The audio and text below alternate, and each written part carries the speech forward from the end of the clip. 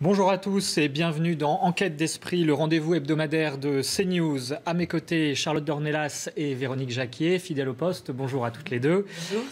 Et c'est une émission spéciale aujourd'hui que nous vous proposons. Une émission consacrée à un double centenaire. En 1920, Jeanne d'Arc était à la fois déclarée héroïne nationale et sainte. En quoi nous parle-t-elle encore aujourd'hui? Les difficultés de la France, la justice, la liberté d'expression, le courage. Nous évoquerons tous ces enjeux d'actualité avec nos invités. Un prêtre d'abord, le père Julien Dumont du diocèse d'Orléans, un avocat, maître Jacques Trémollet de Villers, une journaliste, réalisatrice et écrivain, Pauline de Préval. Et puis nous serons également à la fin de cette émission avec Isabelle Schmitz, qui est journaliste et qui nous emmènera sur les traces de Jeanne d'Arc en France. Tout de suite, ce qu'il faut retenir de l'actualité spirituelle et religieuse de cette semaine.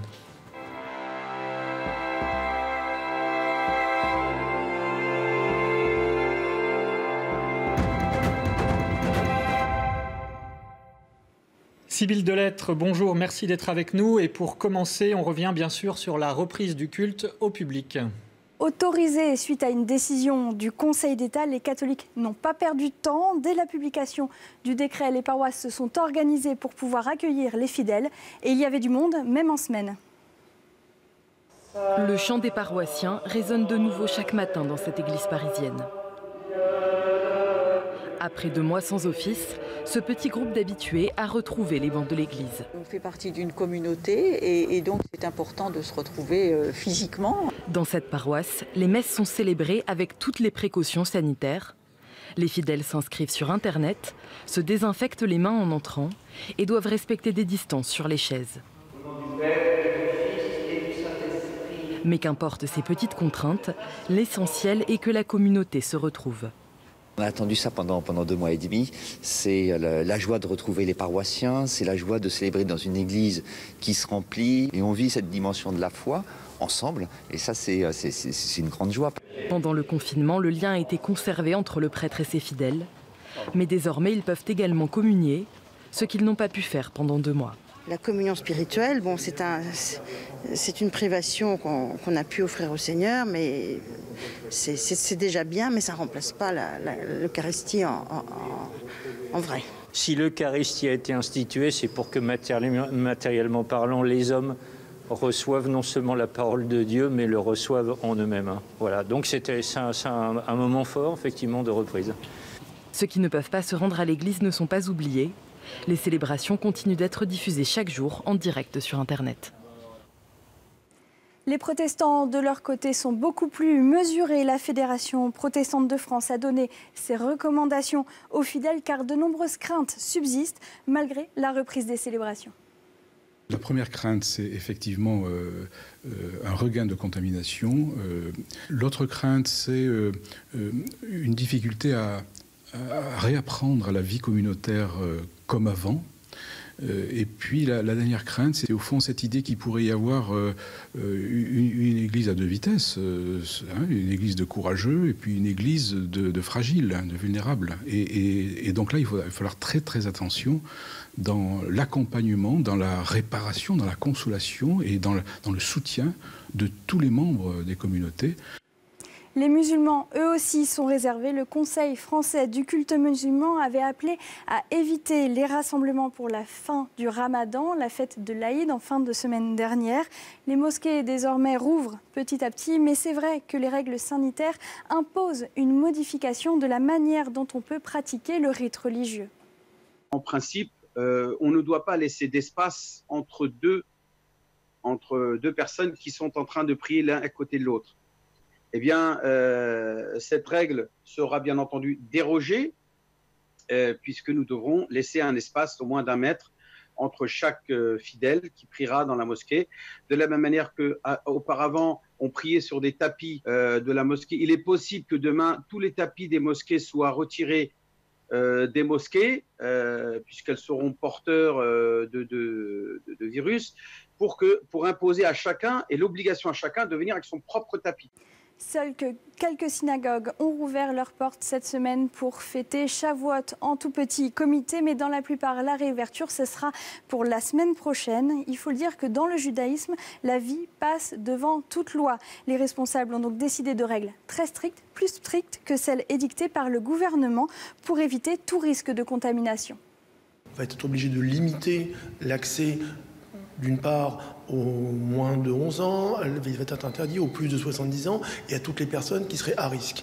Et d'autre part, les gens devront s'inscrire pour pouvoir participer aux offices avec une fiche entre guillemets sanitaire dans lesquelles les gens s'engagent à donner leur situation de santé au moment où ils vont venir à la synagogue. Il y aura un référent sanitaire pour chaque office qui pourra dire effectivement qu'il n'y a pas de risque à ce que les gens qui sont inscrits puissent venir participer. On ne connaît pas encore toutes les conséquences de la crise sanitaire que nous traversons, mais en première ligne, il y a les plus démunis, souvent isolés. Ils sont les premiers à souffrir de la situation. L'Ordre de Malte, une association catholique qui vient en aide aux plus pauvres dans le monde entier, a renforcé ses maraudes depuis quelques semaines. En quelques minutes, le camion est rempli. Les bénévoles de l'Ordre de Malte sont prêts à partir. Sillonner un peu les rues de Paris à la rencontre des personnes sans abri pour leur proposer du thé, du café, de la nourriture. Voilà. Et en plus, on peut leur proposer dans le cadre de l'opération Solimalte des soins. Une sorte de maraude tout en un pour apporter un soutien tant physique que moral. Il est 19h30, le groupe se met en route. Là, c'est à gauche, la rue du Commerce. Et s'arrête dès qu'il croise des personnes sans abri. Est-ce que vous voulez un café? Un café? On a des choses à manger aussi, si vous voulez. Deuxième. Les bénévoles donnent un peu de nourriture. Voilà. Sinon, on a des gâteaux aussi. Une main tendue, essentielle pour survivre, mais aussi pour rompre l'isolement. D'autant que la crise du coronavirus et le confinement ont accentué leur précarité. Dans les maraudes, c'est un petit peu de donner. Parce que moi, j'ai beaucoup de chance dans la vie. J'ai une position, une famille qui est en pleine santé. Et là, je peux redonner un petit peu de ça. En plus, pour moi, c'est une question de foi. Je suis chrétien, convaincu. Et donc, voilà, d'aider les plus pauvres dans la rue, c'est quelque chose qui est très cher à moi. L'équipe sillonne les rues de Paris jusque tard dans la nuit. Chaque jour, ils apportent du réconfort à une centaine de personnes. On l'a appris cette semaine, Charles de Foucauld sera bientôt saint. Le Vatican a annoncé ce mercredi la reconnaissance d'un deuxième miracle. C'est le passage obligé pour la canonisation. On a également appris que Pauline Jaricot pourrait être bienheureuse. C'est la première étape avant la canonisation. Elle a participé et encouragé le grand élan missionnaire de l'Église catholique au XIXe siècle. À l'étranger, les pèlerins reviennent peu à peu à Jérusalem, notamment dans les rues de la vieille ville. Le Saint-Sépulcre a mardi rouvert ses portes 2 jours plus tard que prévu. C'est dans cette église que se trouve le lieu de la crucifixion et le tombeau de Jésus. Une réouverture restreinte. Seules 50 personnes peuvent s'y trouver au même moment. J'ai reçu l'ordre des patriarches religieux de rouvrir l'église. Et maintenant, c'est bon. Tout le monde peut revenir et la visiter de nouveau. C'est enfin ouvert, les gens reviennent. C'est comme si les lieux reprenaient vie. L'esplanade des mosquées est-elle de nouveau accessible depuis aujourd'hui? 3e lieu le plus saint de l'islam, elle a été fermée il y a 2 mois. Un endroit théâtre régulier de tensions entre Israéliens et fidèles musulmans. Elle est donc souvent interdite d'accès, mais c'est la première fois depuis 1967 qu'elle était fermée sur décision de l'autorité musulmane qui gère les lieux. Et on termine ces infos de la semaine avec l'image de ce prêtre. Pour ne pas être trop proche de ses fidèles, il les a rejoints dans leur vie de tous les jours, devant chez eux ou sur le parking des supermarchés, pour une prière sur le pas de leur porte. Merci Sybille, on vous retrouve la semaine prochaine pour les news. Et je me tourne à présent vers Charlotte Dornelas et Véronique Jacquier pour une brève réaction à ces actualités qu'on vient de voir avant de parler de Jeanne d'Arc. 2 Français, donc Charles de Foucauld, bientôt canonisé, Pauline Jaricot qui pourrait être béatifiée. Alors Charlotte Dornelas, la figure de Charles de Foucauld, ce soldat débauché, converti, devenu ermite dans le désert d'Algérie et assassiné en 1916. Qu'est-ce que vous retenez de cette personnalité à la fois attachante et tranchée ? C'est le don. Évidemment le don et en même temps la lucidité. Il y a notamment, moi j'observe ce qu'il a donné notamment et la vie qu'il a vécue en Algérie et ce qu'il en a retenu même et ce qu'il a adressé à la France. Je pense que c'est ça qui va être intéressant, outre effectivement la foi de Charles de Foucault. Je suis d'autant plus heureuse que c'est mon saint patron, donc il va enfin être saint patron. Mais il y a aussi ces lettres qu'il a adressées, notamment je pense aux lettres qu'il avait écrites à René Bazin sur la situation en France, sur la question particulière de l'islam en France, etc. Il a beaucoup de choses à nous apprendre ou à nous réapprendre. Donc c'est l'occasion, je pense, pour nous tous de le relire, à la fois sur sa vie spirituelle, sur le don qu'il a donné et la différence justement entre... la possibilité que nous avons de ne pas opposer lucidité et charité. Je pense que c'est ça son enseignement. En tout cas, c'est ce que je retiens. Merci Charlotte. Véronique, la figure de Pauline Jaricot, peut-être un peu moins connue, mais une Lyonnaise qui a lancé une œuvre missionnaire, qui a été un peu précurseur. Est-ce qu'elle est emblématique pour vous de ce dynamisme au XIXe siècle de la foi ? Elle est emblématique, je crois, pour tous les laïcs qui regardent l'émission en ce moment. Pas une religieuse, effectivement, vous avez raison de le souligner. Elle n'était pas religieuse, et Charles de Foucault et Pauline Jaricot ont un point en commun, même plusieurs, c'est qu'ils avaient une vie mondaine, et puis tout d'un coup, boum, la conversion, la radicalité dans une nouvelle vie. Et ce qu'il faut expliquer, c'est que la sainteté ou le fait de devenir bienheureux, parce que finalement c'est le cran en dessous de la sainteté. Voilà, c'est l'étape d'avant. Voilà.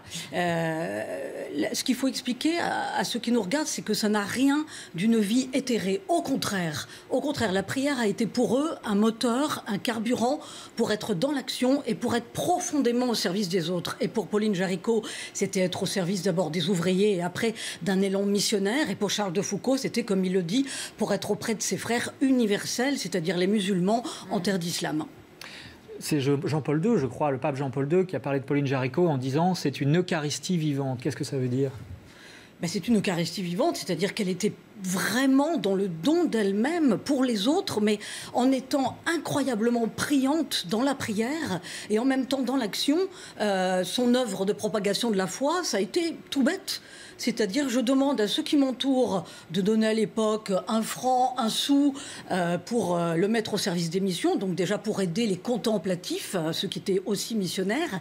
Et puis, je demande à ceux qui m'entourent de constituer des petits groupes de 10 personnes, et ces 10 personnes propagent la foi en la propageant eux-mêmes à 10 autres personnes. Et maintenant, c'est quand même une œuvre qui est pontificale, donc ça veut dire que c'est une œuvre qui est mondiale.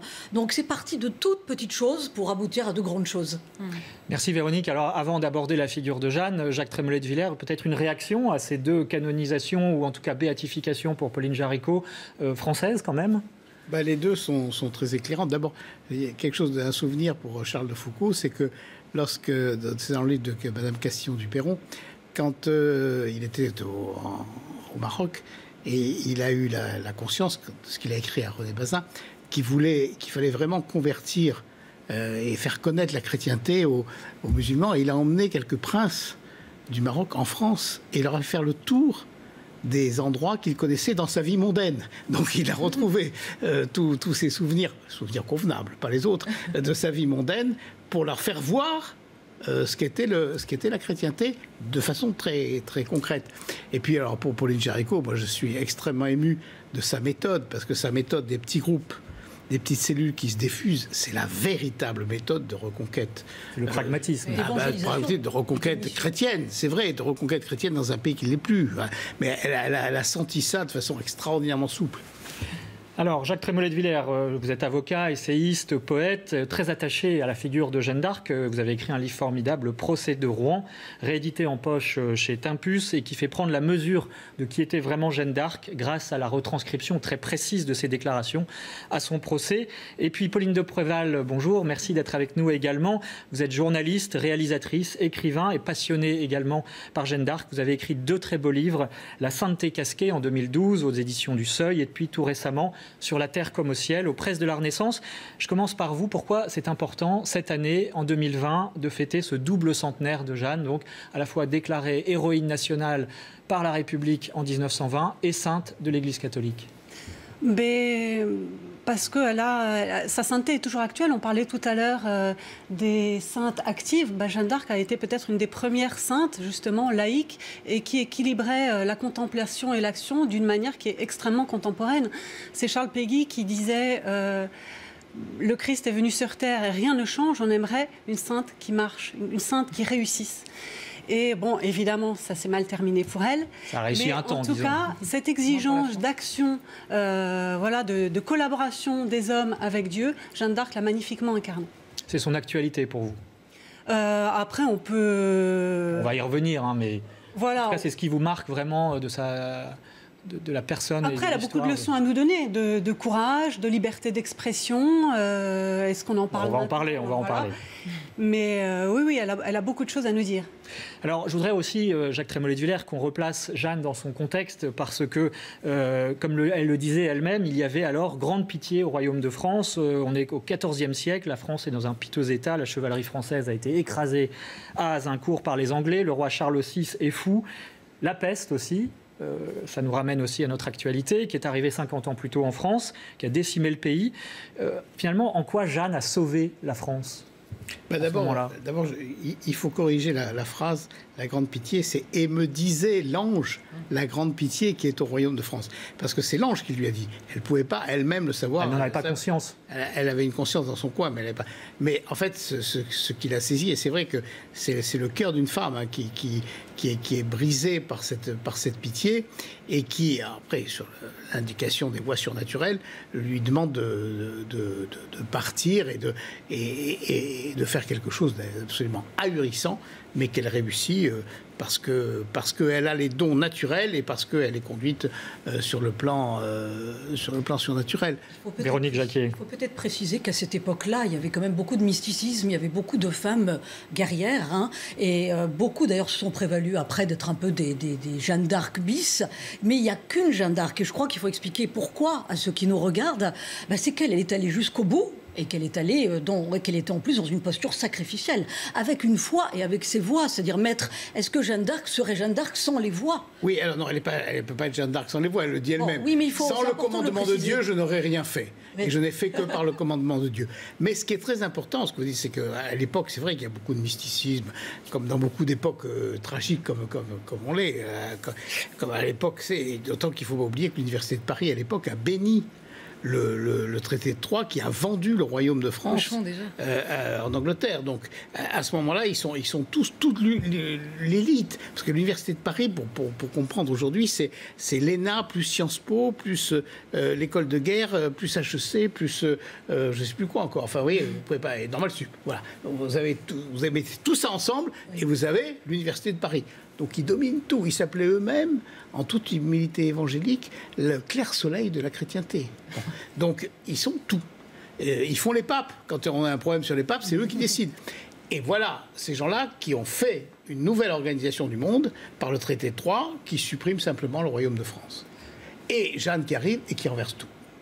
Alors, je voudrais qu'on fasse une incursion dans notre actualité, ou très récente en tout cas, puisque Jeanne d'Arc, on va le voir, hein, est une figure qui parle à tout le monde, dont chacun tire un exemple à sa manière. Ainsi, le président de la République actuel, alors candidat Macron, en 2016, à Orléans, a déclaré « Jeanne a su rassembler la France pour la défendre, c'est pourquoi les Français ont besoin de Jeanne d'Arc, car elle nous dit que justement, le destin n'est pas écrit ».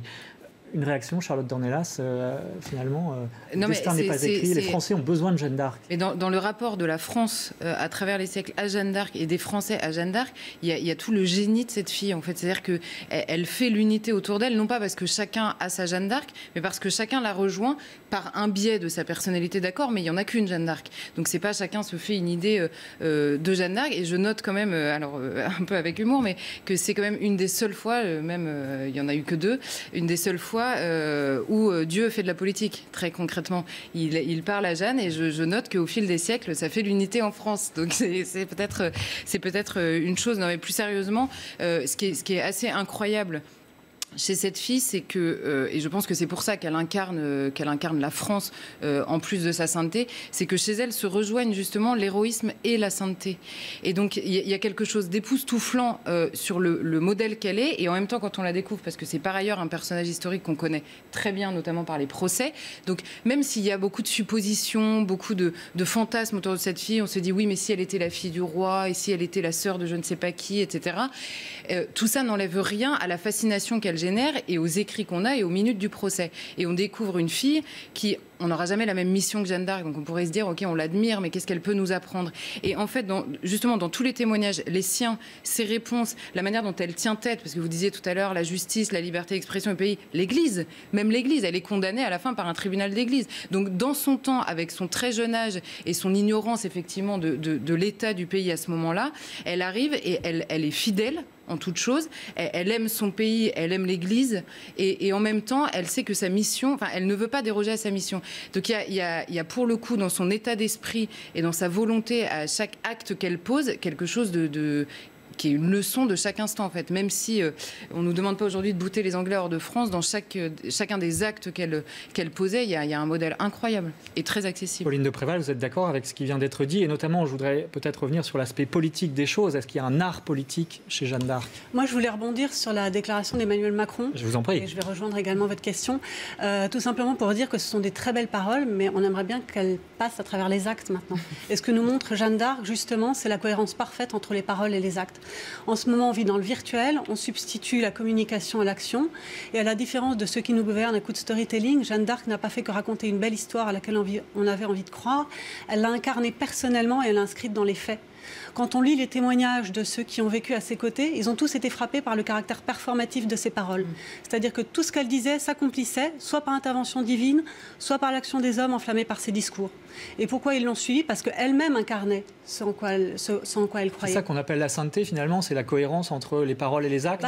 Le Christ, c'est quoi? C'est la distance minimale entre le dire, l'être et le faire. C'est une parole en acte, en permanence. Le Christ n'a pas écrit les évangiles, d'autres l'ont fait. Jeanne n'a pas écrit son épopée, elle l'a vécue. Elle l'a inscrite dans les faits et elle a soulevé tout un pays à sa suite. Donc c'est quand même ça qui est remarquable, et si les politiques d'aujourd'hui s'en inspiraient, ce serait formidable. Véronique Jacquier. Enfin, ce que avait Jeanne et ce que n'ont pas forcément les politiques, c'est la prière, là encore comme carburant, pour allier la contemplation à l'action et la volonté au faire. Mais Jeanne, c'est le symbole enfin, c'est malheureusement le symbole de la récupération politique, c'est-à-dire qu'on a lu les paroles d'Emmanuel Macron, mais n'oublions pas que Ségolène Royal, Nicolas Sarkozy, mais tous les présidents, Giscard d'Estaing, Mitterrand, Chirac, ont toujours invoqué Jeanne, notamment au mois de mai, en faisant chaque fois le symbole de l'unité de la France. Et chaque fois, on l'invoque quand on se dit que le pays commence à être déchiré ou est déchiré, comme ça l'était de son temps d'ailleurs. Il y a un élément historique aussi intéressant, si on va dans ce sens-là, c'est que finalement, Jeanne a été tirée de l'oubli au XIXe siècle par les anticléricaux. Racontez-nous un peu cette histoire, Véronique, parce que c'est intéressant, et puis j'aimerais avoir aussi vos réactions. Ça, c'est très intéressant, parce que Jeanne d'Arc est tombée pas rapidement, mais enfin dans l'oubli, dès la fin du XVe siècle. Évidemment, à l'époque, il n'y avait pas la télé, il n'y avait pas les réseaux sociaux. Et les rois qui ont succédé à Charles VII ne voyaient pas d'un très bon œil une petite paysanne qui avait sauvé la France. Il faut attendre effectivement la Révolution pour voir Jeanne vraiment sortir de l'oubli, parce que les révolutionnaires se sont dit chic, on a une fille du peuple condamnée à cause de l'Église, mais qui a des vertus héroïques. Donc, ils ont essayé effectivement C'est Michelet. De lui vouer un culte, mais c'est pas aller très loin, parce qu'il y avait quand même encore de l'ambivalence chez les révolutionnaires. Ensuite, celui qui a commencé à dire ce serait bien qu'on la réhabilite et qu'on en fasse un culte national, c'est Napoléon, ne serait-ce que par sa détestation vis-à-vis des Anglais. Ça arrangeait bien Napoléon que de chérir Jeanne d'Arc. Ensuite, c'est l'historien Jules Michelet qui, dans les années 1840, lui consacre quand même 130 pages. Et ce qui est intéressant avec Michelet, c'est qu'on ne peut pas le soupçonner d'être manipulé manipulé au niveau historique. Il a un regard sur Jeanne qui est assez froid, c'est-à-dire qu'il exalte ses origines modestes, il exalte ses vertus héroïques, mais il remet bien les choses dans son contexte. Et puis après, eh bien, ce sont les guerres. Et quand je vous dis que c'est chaque fois que la France est déchirée et qu'elle souffre, que Jeanne finalement ressort et revient en pleine lumière, c'est 1870, quand la France est vaincue par les Prussiens. C'est un véritable traumatisme. Et à ce moment-là, Jeanne devient la figure de la résistance contre l'envahisseur. On a quelqu'un qui a résisté, on a quelqu'un qui est une figure bonne, brave, forte et qu'on peut mettre en exergue. À partir de là, la gauche républicaine, la droite nationaliste disputent la figure de Jeanne. En 1914, ça devient le salut pour tous les soldats qui sont dans les tranchées, qu'on soit catholique ou non, qu'on soit de droite ou de gauche. La figure vers laquelle on se tourne, ce n'est pas la... Enfin, c'est évidemment la Sainte Vierge, mais c'est aussi vraiment Jeanne d'Arc. C'est vraiment que Jeanne, là, on lui rend un culte absolu. Et puis, évidemment, la Deuxième Guerre mondiale, ce sera la même chose. Mais alors, en plus, au niveau politique, Pétain d'un côté et De Gaulle de l'autre, pas forcément pour les mêmes raisons, mais eux aussi se servent de la figure de Jeanne d'Arc pour exalter leurs vertus et leurs valeurs. Merci pour cette fresque historique rapidement dressée. Avant de poursuivre les discussions, Jeanne d'Arc aujourd'hui encore demeure un personnage éminemment populaire, y compris dans les différentes villes de France. Et à Orléans, chaque année, une jeune femme est choisie pour l'incarner à l'occasion des fêtes joanniques. Cette année, c'était Raphaël Campuy qui est avec nous en ligne. Bonjour, merci d'être avec nous. Bonjour. Vous n'avez pas pu encore, malheureusement, à cause du confinement, incarner Jeanne cette année. C'est une déception, j'imagine. Ça devrait être rattrapé en septembre. Comment est-ce qu'on devient Jeanne d'Arc à Orléans ? Pour devenir Jeanne d'Arc à Orléans, chaque candidate pose un dossier. On doit avoir quelques bases à l'arrière pour pouvoir être autorisé à poser un dossier. On doit être au lycée, un lycée d'Orléans, habiter à Orléans depuis plus de 10 ans. Être aussi... faire partie d'associations ou de mouvements caritatifs. Et dernière information, on doit... excusez-moi... Alors, vous allez nous le dire, je vais vous relancer sur aussi un autre point. Qu'est-ce qui vous fascine chez Jeanne ? Quelles sont ses qualités, peut-être sa foi, que vous admirez ? Je pense que ce que j'admire le plus, c'est le courage qui a été donné par les voix à Jeanne, le courage qu'elle a eu de se lever. Elle avait une foi d'accord immense et qui m'inspire énormément, mais je pense que c'est le courage qui en a été la conséquence qui vraiment que j'admire le plus et qui vraiment me touche au plus profond de mon cœur. Merci beaucoup Raphaël. Charlotte Dornelas, en retour sur ce plateau, vous avez aussi une grande admiration pour Jeanne d'Arc, on l'a senti, mais vous l'avez aussi incarnée en 2002. En quoi c'est un modèle de sainteté pour vous ? C'est un modèle de sainteté parce que, en fait... Si on essaie de réfléchir, qu'est-ce que la sainteté ? C'est-à-dire approcher de la perfection, pour le dire dans un langage moins religieux, on va dire. Et elle, ce qui est fascinant, c'est qu'on nous donne 3 axes. On nous dit la foi, l'espérance et la charité, qui sont accessibles à tout le monde. Peut-être la foi, c'est plus compliqué, mais en tout cas, l'espérance et la charité, tout le monde comprend. Et Jeanne d'Arc, la foi, c'est évident pour tout le monde, en tout cas, qu'on le comprenne ou pas. Elle le dit elle-même pendant tout son procès. À chaque fois qu'on lui demande « sans Dieu, je n'aurais rien fait. Si ce n'était par Dieu, je n'aurais rien fait », elle le répète, elle le répète. Donc sa foi, c'est évident, c'est la source et la fin de toute sa vie. Elle finit sa vie en disant Jésus, la dernière chose qu'elle dit, ça semble assez évident. L'espérance de Jeanne, elle est incroyable parce que c'est, encore une fois, c'est une gamine. Elle quitte Don Rémy, on lui donne une aventure, enfin on la lance avec une mission qui est honnêtement n'importe qui d'un peu sensé lui aurait dit mais t'es complètement folle en fait, tu vas jamais y arriver. Et elle rencontre des gens et elle les convainc. Il y a quelque chose d'évidemment surnaturel, mais il y a quand même quand ces soldats, les gens qui sont autour d'elle racontent qui était Jeanne, il y a une espérance à toute épreuve jusque dans ce tribunal où elle répond aux questions avec à la fois une insolence qui est hallucinante et une espérance qui est l'autre nom de la confiance, en fait, où elle dit jusqu'à la fin, elle a une confiance qui est incroyable dans sa mission. Et ensuite, la charité, c'est peut-être l'aspect qu'on connaît le moins de Jeanne d'Arc, en tout cas qu'on explore le moins. Et alors là, c'est dans le procès de réhabilitation de Jeanne d'Arc où ses compagnons racontent comment elle était. C'est-à-dire qu'elle menait ses soldats à la bataille avec effectivement une fougue incroyable, ils la suivaient tous, et à la fin des combats, elle pleurait, et c'est ces soldats qui le racontent, elle pleurait par inquiétude pour l'âme des soldats qui étaient tombés, qu'ils soient anglais ou français d'ailleurs, et elle priait pour leurs âmes, jusqu'à en pleurer. C'est-à-dire qu'elle avait à la fois... aussi de leur salut. vraiment le souci de leur salut et donc l'amour véritable en fait de vouloir le bien jusque pour ses ennemis. Pourtant, elle ne les a jamais identifiés autrement que comme des ennemis. Elle disait elle-même, quand on lui posait la question pendant son procès, est-ce qu'à votre avis Dieu aime les Anglais? Et elle répondait oui, enfin peut-être en fait, mais moi ma mission c'est de les renvoyer en Angleterre, quoi. Elle avait de l'humour aussi. Non, mais évidemment qu'elle avait de l'humour, mais ce que je veux dire c'est que à la fois elle avait identifié sa mission, elle ne reculait pas devant la difficulté et même parfois la brutalité de la mission qui lui était donnée, en même temps en continuant à aimer à la fois les personnes et à se soucier des âmes. Et cette charité, elle est incroyable, incroyable. Le père Julien Dumont nous a rejoint également sur ce plateau. Bonjour mon père, merci d'être avec nous. Vous êtes prêtre du diocèse d'Orléans, curé de Saint-Jean-de-Bray, qui est une ville joannique, comme on dit. Et c'est d'ailleurs pour la raison de Jeanne que vous êtes venu dans ce diocèse. Il y a un élément important peut-être dont on n'a pas encore vraiment parlé à propos de Jeanne, c'est que c'est une femme au milieu d'un monde d'hommes. Et ça, c'est quelque chose qui vous frappe.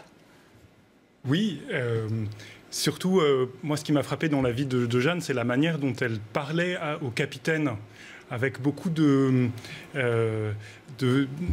ferveur au combat. C'est-à-dire que les capitaines se réunissaient, parfois sans elle, ce qui l'agaçait beaucoup, pour déterminer des plans d'action, des stratégies, des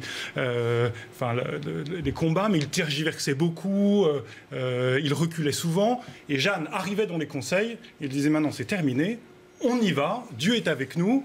Les hommes batailleront et Dieu donnera la victoire, quoi. Et ça, c'est Jeanne, un tempérament de feu. Oui, elle aidait, je trouve, si on veut donner un peu de psychologie féminine. Allez-y.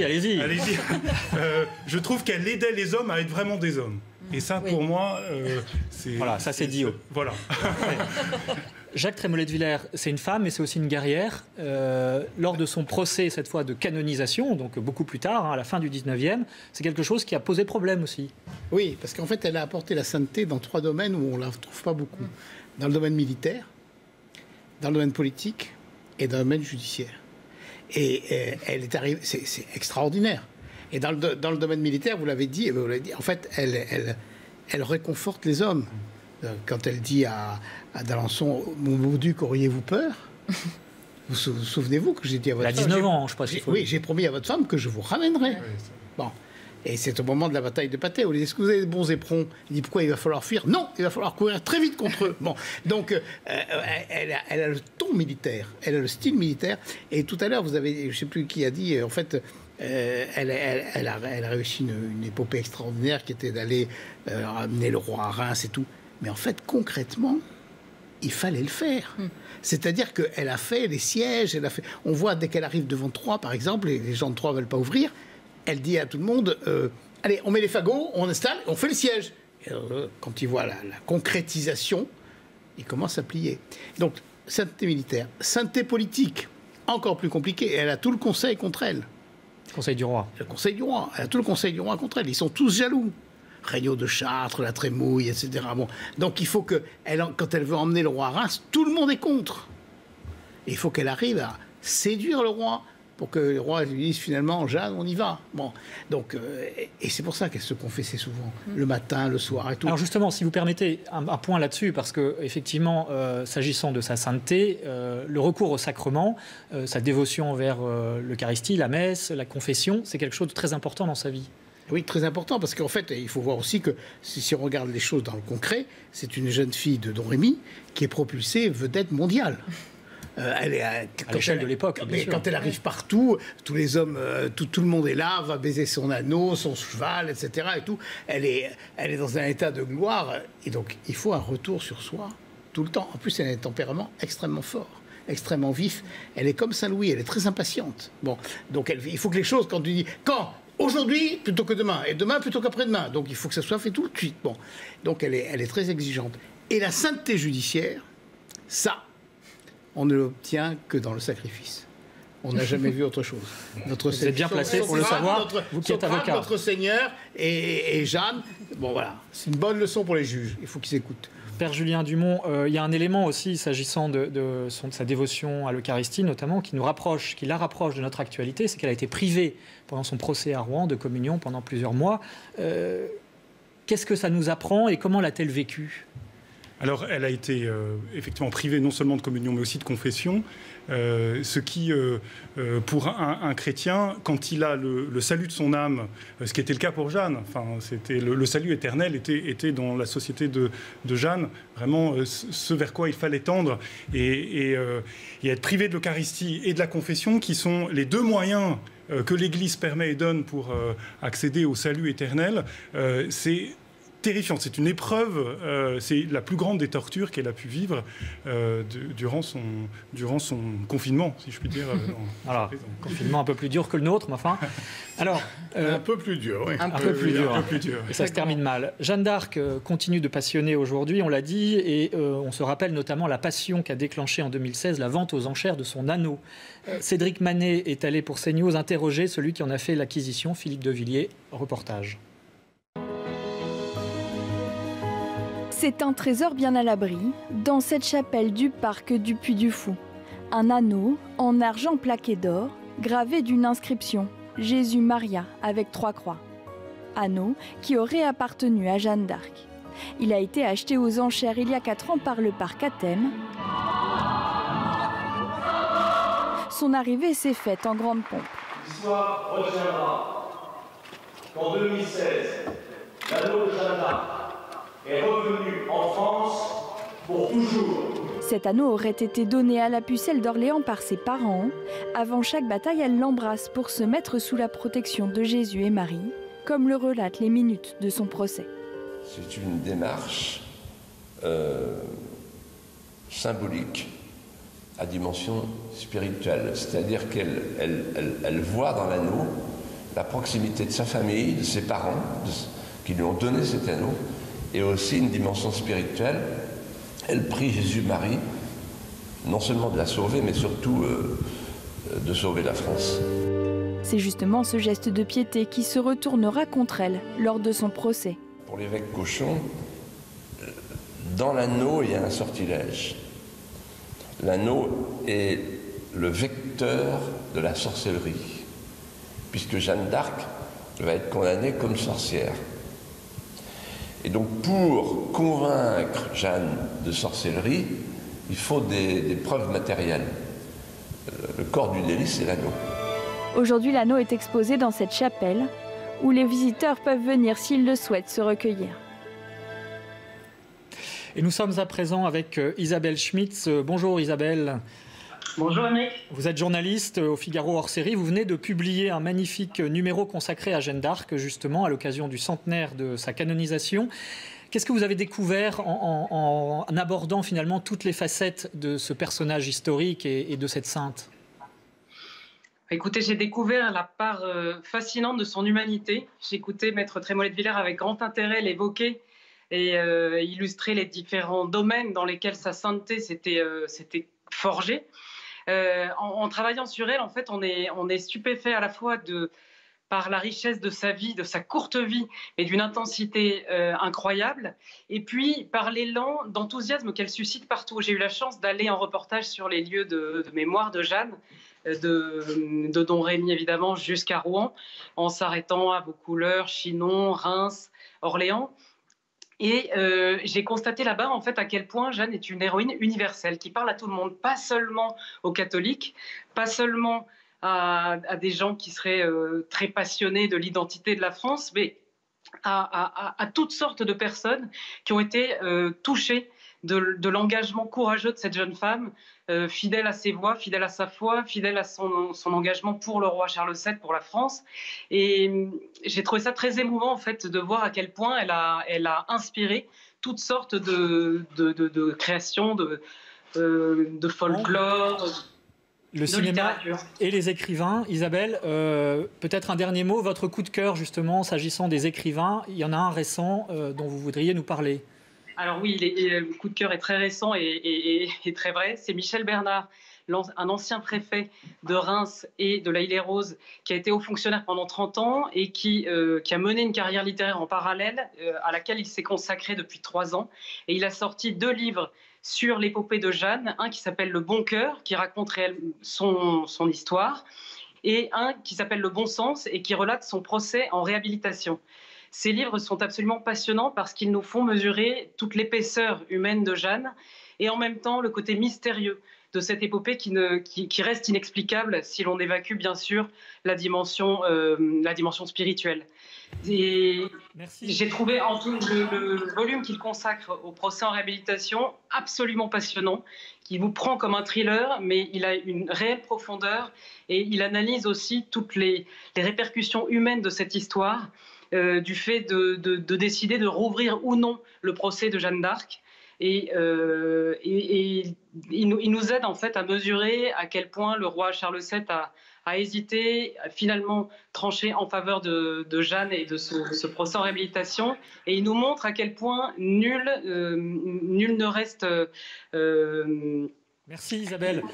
Voilà. Malheureusement, on est obligé de conclure, le temps tourne. Je rappelle donc le hors-série que vous venez de publier, consacré à Jeanne d'Arc. Père Dumont, je me retourne vers vous. Finalement, cette figure de Jeanne qui vous inspire, est-ce qu'elle vous inspire aussi dans votre ministère de prêtre et comment ? Je ne m'attendais pas à cette question. Mais voilà, c'était pour la fin. Oui, parce que elle est vivante. On va fêter le centenaire de la canonisation. Et qu'est-ce que c'est que la canonisation de quelqu'un? C'est de dire que l'Église atteste qu'au regard de sa vie, il est entré dans le royaume, il est avec Dieu, il est vivant auprès de Dieu, et non seulement il est vivant auprès de Dieu, mais il intercède aussi pour nous sur la terre. Sainte Thérèse de Lisieux disait « Je passerai mon ciel à faire du bien sur la terre ». Et Jeanne est vivante. Et donc, si elle est vivante auprès de Dieu, nous pouvons nous adresser à elle, nous pouvons la prier. Et si Orléans a des fêtes qui durent depuis 1430, eh bien, c'est pas pour rien. Ce sera le mot de la fin. Jeanne est vivante. Merci beaucoup, mon père, d'avoir été avec nous. Merci, maître Trémollet de Villers également. Charlotte Dornelas, Véronique Jacquier. C'est la fin de cette émission. Merci aux équipes techniques. Merci à vous de nous avoir suivis et rendez-vous à la semaine prochaine.